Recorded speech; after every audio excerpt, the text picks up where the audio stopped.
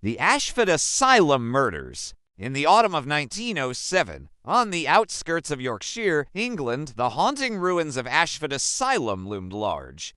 This place, once a proud sanctuary for those battling mental illness, now stood as a chilling reminder of a darker time. Nestled on bleak moorland, its red brick towers shot up into the sky like grim sentinels watching over the land. By the turn of the century, it had become more than just a building. It was a scar on the landscape, echoing the struggles of countless souls who had once walked its halls. You could almost feel the weight of their stories hanging in the air, right? The asylum had been a place of hope, but now it whispered tales of neglect and despair, a poignant symbol of society's shifting views on mental health. 10 years earlier, a fire had gutted its east wing.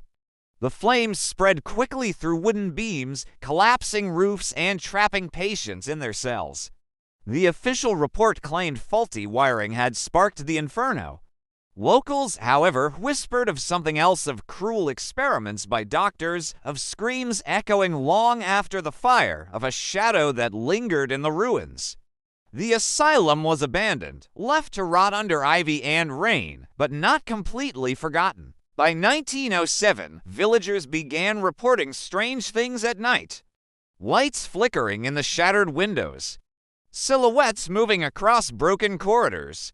Sometimes, they claimed, faint music floated from inside an old gramophone playing a warped tune, as if the asylum itself had a heartbeat. Most dismissed it as superstition, until 2 children went missing. In November, Clara Hensley and her younger brother Samuel never returned home from school. They were last seen near the asylum gates, their small figures swallowed by the fog rolling off the moors.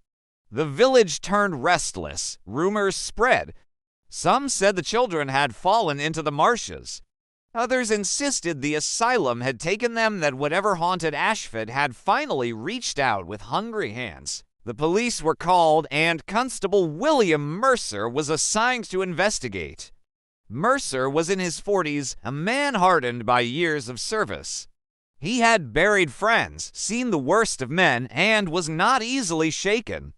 Yet, when he stood before the rusted gates of Ashford, lantern in hand, even he admitted later that dread settled into his bones like winter frost. Inside, the air was damp and thick with mildew. The corridors smelled of smoke and decay. Rats scattered across his boots as he stepped over collapsed beams. Medical ledgers, their pages blackened at the edges, still lay open on the floor, the handwriting frozen mid-sentence. Then came the sound, footsteps, slow, deliberate, echoing down the corridor. "Hello," Mercer called, his voice cracking against the silence. Nothing answered. He followed the sound into the old surgical theater. The room was coated in dust, untouched for years.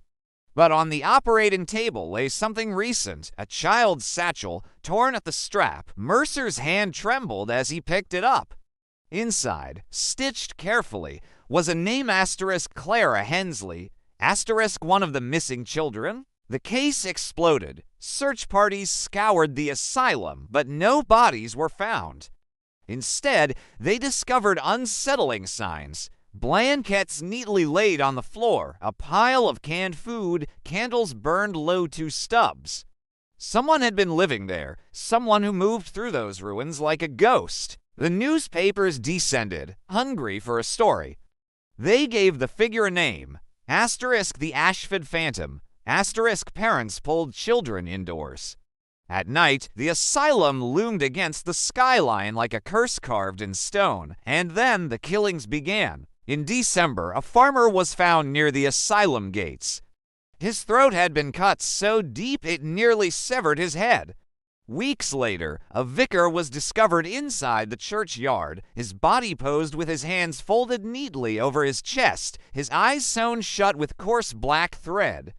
The work was not clumsy. It was careful, precise, almost ritualistic. Fear turned to hysteria. Villagers whispered of a surgeon who had once worked in Ashford, Dr. Alaric Venn, a man brilliant but feared.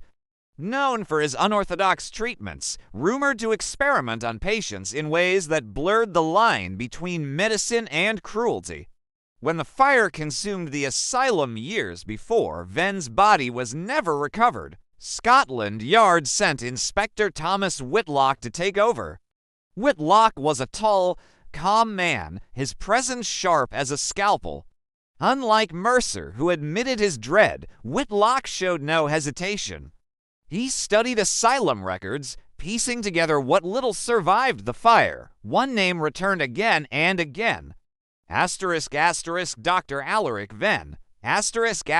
Whitlock began to suspect the unthinkable that Venn had survived and had been hiding in the ruins all this time, perfecting his craft. Waiting. By January, the murders showed a pattern. Each victim's body was staged, each killing seemed deliberate, practiced. The farmer had been butchered, the vicar's eyes sewn shut. Another body, discovered too late to save, had incisions across the chest as though Venn had been searching for something beneath the skin. Whitlock decided to set a trap. One freezing night, the inspector and Mercer entered the asylum while constables surrounded the perimeter. They searched for hours, their boots crunching through rubble, their lanterns throwing long shadows across the walls. For a time, it seemed empty. Then they heard it. Faint music, curling through the corridors like smoke. A gramophone playing a warped waltz, the sound drew them back to the surgical theater. And there, under the lantern's flickering glow, stood a figure, tall, clad in a surgeon's coat. A mask tied tightly across his face. In one hand, a scalpel gleamed in the light. In the other, a child's ribbon dangled loosely. Whitlock raised his pistol, his voice cut through the silence. "Dr. Venn, it's over." The figure tilted his head slowly, as if amused. Then, without a word, he darted into the darkness. The chase tore through collapsing staircases, down into flooded basements where the water lapped at their boots. Mercer slipped on the slick stone, crashing to the ground, his lantern smashing into shards. Darkness swallowed them whole. Whitlock pressed on, his breath ragged. In the pitch black, he swore he felt its hands brushing lightly against his neck. Cold, deliberate, but when torches flared behind him as constables caught up, the figure was gone, vanished. Only one thing remained. On the center of the surgical table lay a leather ledger, its pages freshly inked. Inside were names, victims, dozens of them, each one written with meticulous care. And at the bottom, in perfect handwriting, was Whitlock's own name. The inspector ordered the asylum sealed. No one was ever caught. The murders ended as suddenly as they had begun, but the story never left. Some say Dr. Venn perished in the tunnels beneath Ashford, his body buried in the collapse. Others whisper that he still roams the ruins, ledger in hand, waiting to write the next name. You know, even now, when that wind howls through Yorkshire, the villagers swear they can hear it. That eerie gramophone tune coming from the old asylum. It's faint but totally clear. Can you imagine?